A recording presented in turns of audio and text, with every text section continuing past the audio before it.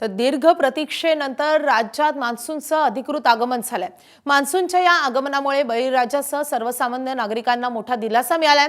हवामान विभागाने राज्यातील तब्बल 25 जिल्ह्यांना पावसाचा येलो अलर्ट जारी केलाय। महाराष्ट्रातील अनेक भागांमध्ये जोरदार पावसाची शक्यता आहे। या पार्श्वभूमीवर नागरिकांना सतर्क राहण्याचे आवाहन करण्यात आले।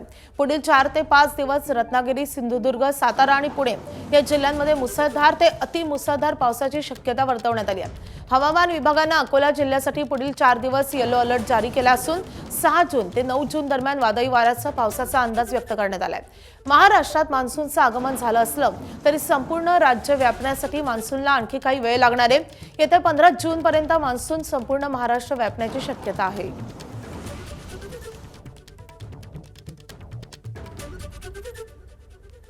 तर 25 जिल्ह्यांना वेधशाळेनं पावसाचं येलो अलर्ट आता जारी केलेला आहे। रत्नागिरी, सिंधुदुर्ग जिल्ह्यात जिथे मान्सूनचं आगमन झालेलं आहे ते कोकण पट्ट्यात आता जोरदार मुसळधार पावसाचा अंदाज वर्तवण्यात आलेला आहे।